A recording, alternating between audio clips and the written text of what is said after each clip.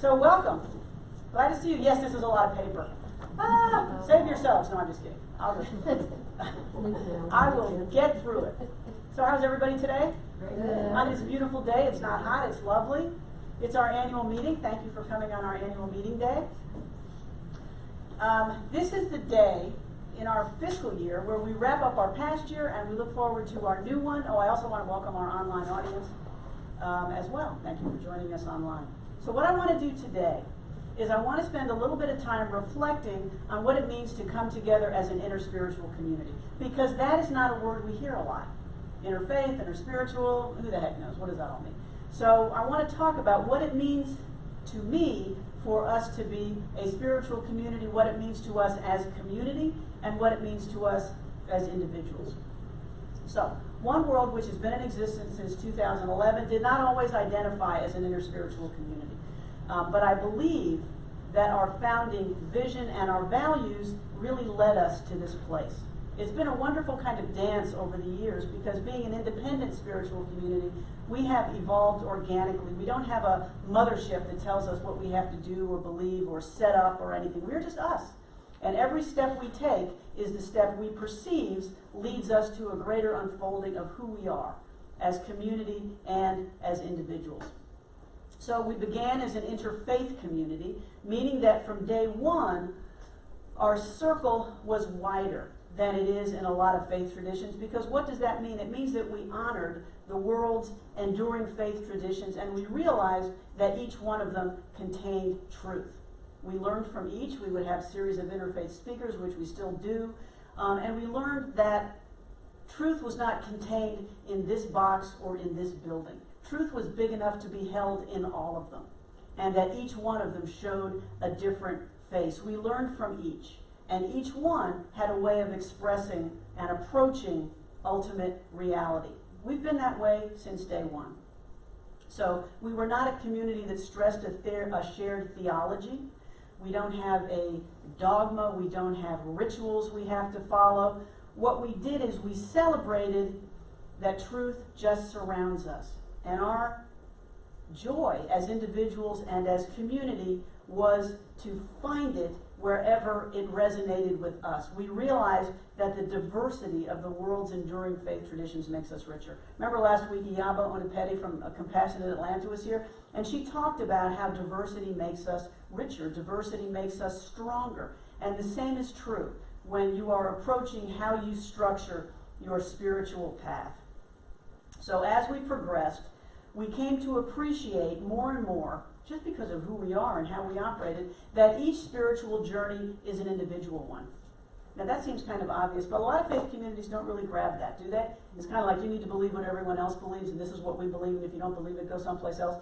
Every spiritual journey is an individual one. Each one of us is a unique expression of the divine, of that creative energy, and only we ourselves can find it and express it. That is the truth we honor here, and sometimes that is some heavy lifting. I can't ask you to be content with my understanding. What I do is I get up here every week or however often I do it, and I tell you what my experience is. I tell you what the experience of other folks is. But it's not to say your experience has to be like that. It's to give you tools. It's to perhaps inspire you that you too can have an experience of the divine. And that if I can, you can. And if they can, you can. It may inspire you. It may teach you. But that's about all it can do. It cannot be that experience for you. Each of us comes here on his or her own individual path. And when we get here, we celebrate community. But we also say, okay, One World, what is it you can do for me? What can you do for me to walk me further into my own unfolding? So there's really two parts to that answer. And the first is what Asha brought up, which is community. The first thing we can do, which I think we do, is by providing a safe and a welcoming community in which each one of us is welcomed and accepted and loved for exactly who we are, whether we are full up or whether we are worn down. Either way. I never worry about coming in here when I'm down or calling somebody from this community up when I'm down and just saying life has got me. I don't feel that I have to walk around being relentlessly cheerful no matter what is going on. And we see some communities where folks do that. Now, you may wish I was a little more cheerful than I am most of the time, but live with it. That's the way it is. I mean, no, seriously, because we can be who we are. When we are joyful, we share it. When we are just so worn down and in despair, we don't stay home because we know we will be lifted up here. That is a gift. I have so come to appreciate the bonds that this community has built. Each one of you, and just sit with this for a minute, each one of you has played such an important part with intention and focus and vision. We need to acknowledge that because it's not automatic. 20 bodies in a room together is not community. It's 20 bodies in a room. What builds community is love and intention and commitment and connection. And that's what we have done. That's what all of us, you and me and all of us together, have done and we continue to do. If I had a glass of champagne, I would lift it to you because it is an accomplishment. It is not easy. That energy of connection, it also changes how we live, not just with each other, but with the broader world. We have learned to see all who enter here as part of that circle of welcoming and acceptance and curiosity and love and just that circle of yes that we are. How many people come here who have never been here before, speakers, guests, whatever, and they say, man, what an energy is in this place. And many times, and it's a reflection of who you are. I remember that song that Asha likes to sing as a closing song, and it has this lyric that I love. It says, may the circle be open yet unbroken. That is an image which is just burned on my brain. May the circle be open and yet unbroken. That's what ours is. It is open, it is welcoming, it is available to whoever wants to join, and yet its bonds are so strong. It functions as a dynamic, living, active, pulsing circle of life and love and support. It's such a wonderful image for a community such as ours. We know that we are all together, and yet individually we are just all dancing as faces of the one. That's the community aspect. So what does this organization do for us individually? When we, and again, this is speaking for me, but when we individually are part of such a community, we can each walk our own path. And our spiritual journey always is an individual one, but we do it together. We share. And again, our diversity makes us richer. I can find out from folks who are pagan, folks who follow earth-based traditions, folks who come from Judaism, from Baha'i, from whatever.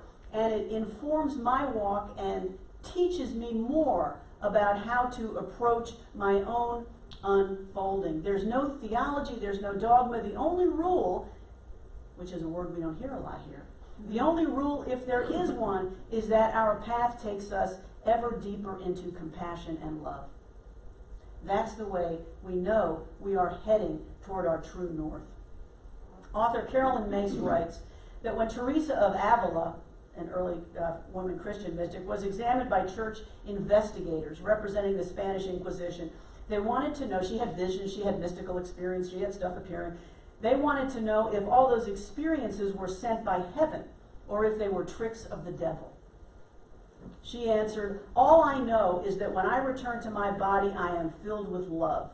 More love than I can describe. Can the devil make you more loving? Can the devil make you love humanity and God even more? And again, that's her language, that's her imagery, but we need to listen to it and let it speak to us now. And Carolyn Mace goes on to write, perhaps that is the measure of the validity of a spiritual path. Whatever it is one believes, it should make you more loving of others, less judgmental, more compassionate, more loyal to the qualities of your soul than the rational dictates of your mind. Any path that accomplishes that is a holy one. That's our true north. Any path that leads us further down that road is our true north. We each do it together, but we also do it individually. And as we do, what is it we share? Do we share our insights? Yes, but we also share our experiences. We are a community of practice. We are a community that gets together and shares how that looks for us as we get up every morning and go out in the world. That's what we do on Wednesdays. And in conversation, whenever. whenever we come together as community. So what does that make us? So let's go with a label. What does that make us? We are a community of mystics. We should all get shirts. Now you might say you don't consider yourself a mystic because you think a mystic is some guy who lived 800 years ago or some woman who lived, in sackcloth out in the desert in a hut who didn't eat well and had no teeth. No, we are. Let's put a ka-ching. Okay. We are everywhere. Mystics are everywhere in all walks of life. As William McNamara put it, the mystic is not a special kind of person. Each person is a special kind of mystic. You may never have thought of yourself as that, but just think about it for this moment. What makes us mystics? What makes us mystics? Because we believe that we can have a direct personal experience of ultimate reality. Think of that image that I've given before of two doors. Door 1 says God. And there's light like leaking out from under it. Door number 2 says, learn about God. God, learn about God. The mystic, without thinking, just runs through door number 1. I want God, because knowing a thing is different than the thing itself. We want the thing itself. Christian theologian Karl Rahner wrote that mysticism is a genuine experience of God emerging from the very heart of our experience. We are not just looking for theory. We know that connection, that joy, that peace, that feeling that just washes over you is out there and we can have it. Why? Because when we do, we show up differently. We feel differently. We experience ourselves differently, but we also show up differently so that we can continue our own unfolding of spiritual awareness and we can go out and reflect it in the world. It's a two-part thing. It's our own unfolding, and then again, how we bring that to the world, how we leave the world a better place than we found it. So that we can experience the peace and the awareness that comes, even for a second, the Zen concept of Satori. It's like there. It's this moment. It's this unitive, deep consciousness moment where we know that we are one with everything and everything is one with us. When we can have that expanded awareness in the presence of the holy in all things. And we can be that. When we do that, we are different. We can't help but be different. Remember Karen Armstrong's injunction that spirituality is not about believing 100 different things before breakfast, which is an image I love. It's about doing things that change you. That's what we do here. We do things that change us. Richard Rohr put it this way. The foundational spiritual question is this: does one's life give any evidence of an encounter with God? Think about that. Just think about your own life. Does one's life give any evidence of an encounter with God? When we've experienced union and intimacy with the divine, what is our response? This is him still. Does the encounter bring about what Paul described as the fruits of the Spirit? Love, joy, peace, patience, kindness? We should keep asking ourselves, are we different from our surroundings? Or do we continue reflecting predictable cultural values and biases of our group? This is why we do this. This is why we come here, so that we can go out in the world and be different, so that we can be the light that we are meant to be. The great mystics of the past are those men and women who have had these experiences, who have had these insights, and they manage somehow to articulate them for the rest of us. We can all have them. We don't all articulate them. But the great ones we remember have. They are usually expressed in the language and the imagery of their tradition, but don't throw the baby out with the bathwater. We have to read past sometimes. Sometimes the imagery is patriarchal, sometimes it's dualistic, sometimes it's so alien to us that we say, man, I don't even get that. But if we sit with it for a second, we can see what they are saying. We can see what they are trying to articulate that they experienced. Let me give you an example. The first major woman mystic in the Christian tradition was Hildegard of Bingen, an 11th century Benedictine abbess. I think we've talked about her here before. Carl McColman, who writes about Christian mystics, wrote that Hildegard first experienced what she called the living light, or the lux vivens, at the age of 3. Okay. She went on throughout her life to have repeated mystical visions, direct visions of the holy. And this is where the mystics can teach us. Just sit with me through this.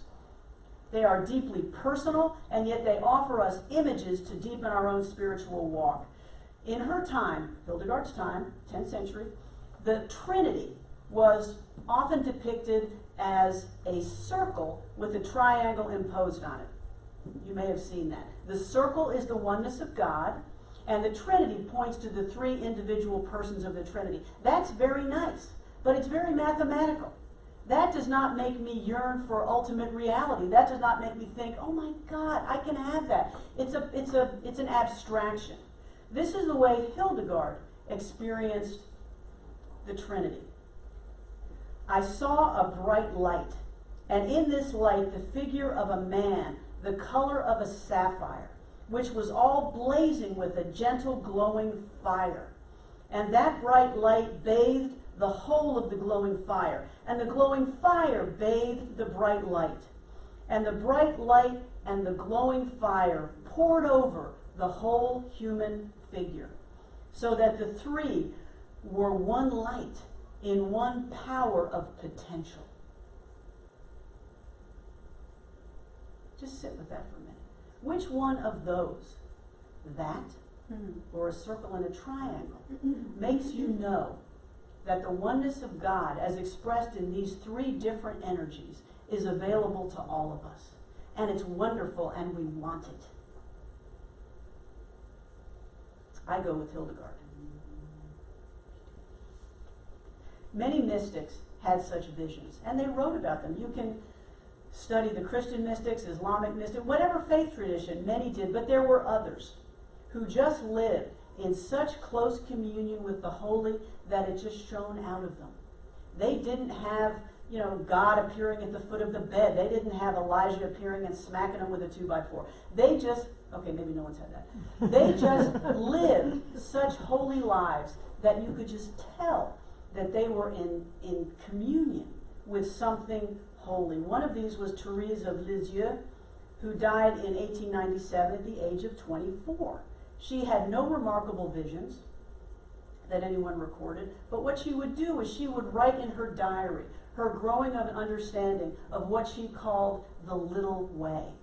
The little way. It was the way of one who is not great, who is not famous, but who understands that even the smallest acts of kindness and love and mercy are beloved in the eyes of God. She became known as the little flower, writing that it seems to me that if a little flower could speak, it would tell simply what God has done for it without trying to hide its blessings.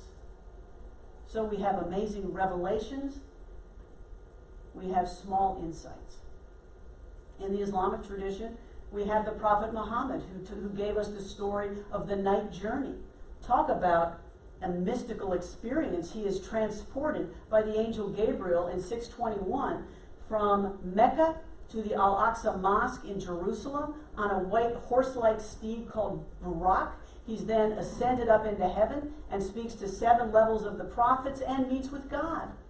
That is a mystical revelation, and it's celebrated profoundly in the Islamic tradition. We have in the Eastern traditions, we see the Buddha, who experienced ultimate enlightenment under the Bodhi tree, seeing his thousands and thousands of previous lives, and realizing the timelessness of all reality and the oneness of all existence. Deep consciousness, leading to the understanding of what in Sanskrit is called Advaita, or non-duality. Some of these mystics are of the non-dual school, such as the Buddha. All life is one, everything is one, it's all faces of the one. The other ones follow the school of adoration, like Teresa, like Catherine of Siena, and they don't really follow a unitive path, they just reach holiness by just profound adoration of the divine that reaches into them. Don't tell yourself that you are not a mystic because you've never had an ecstatic, mind-blowing vision. That is not the way of it.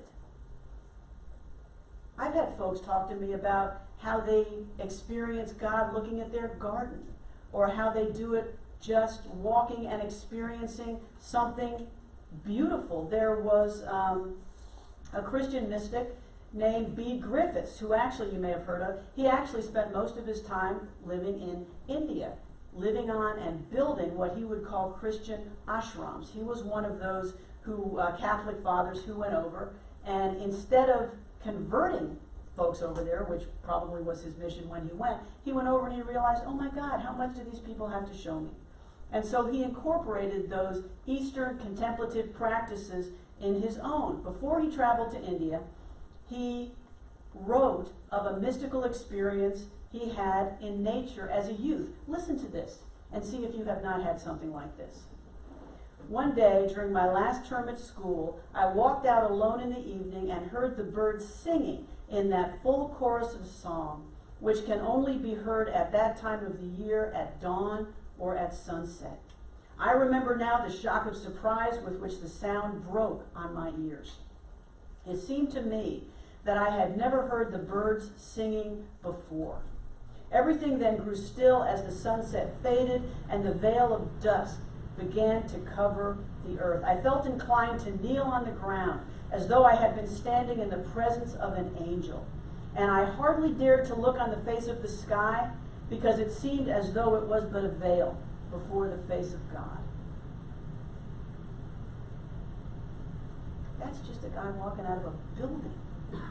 That is how the divine shows up in our lives for those who are open to love it and feel it and be available to it.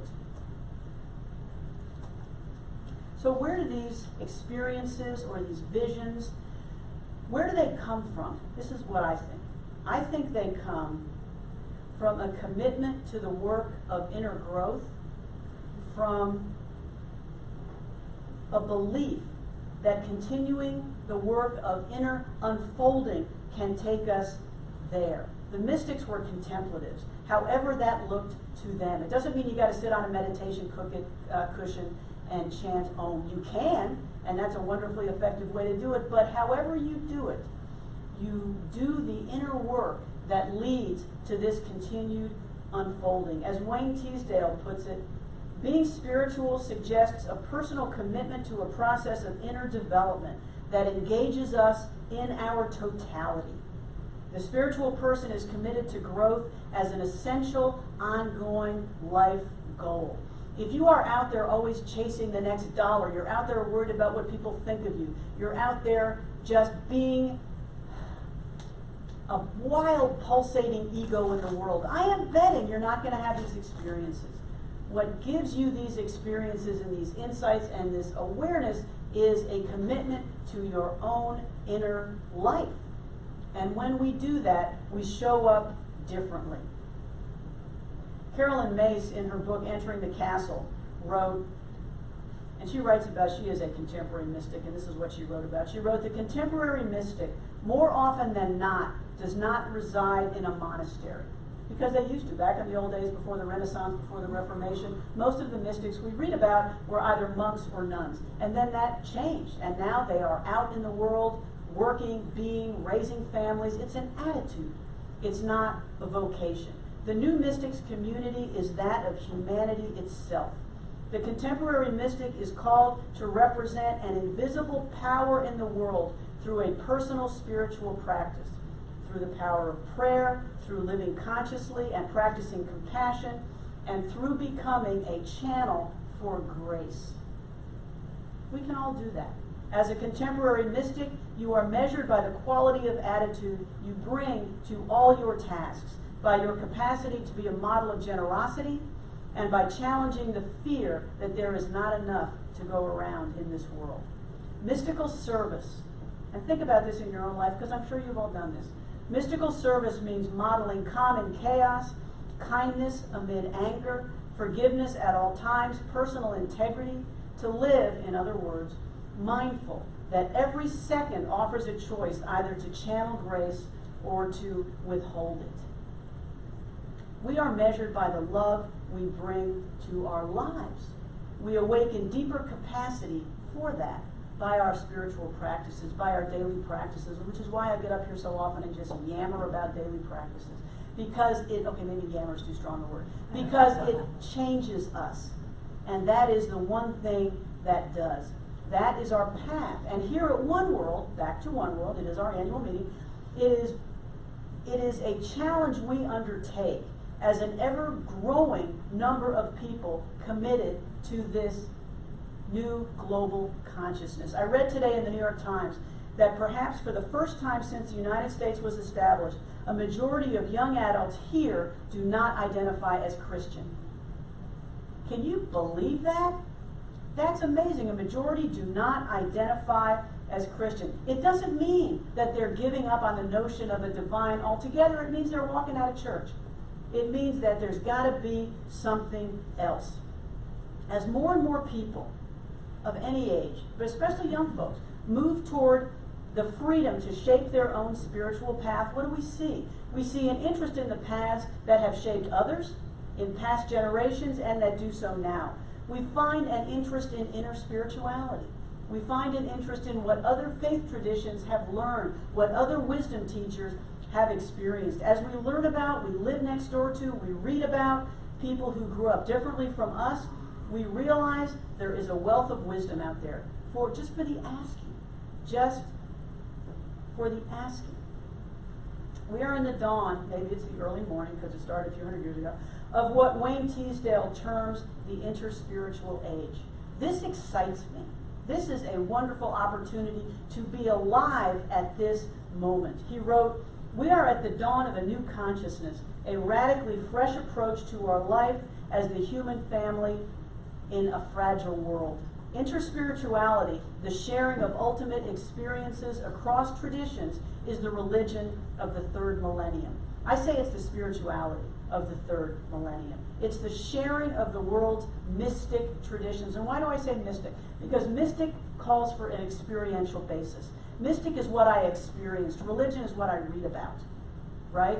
When we are mystics, we are experiencing, practicing, experiencing, sharing, direct connection with the divine.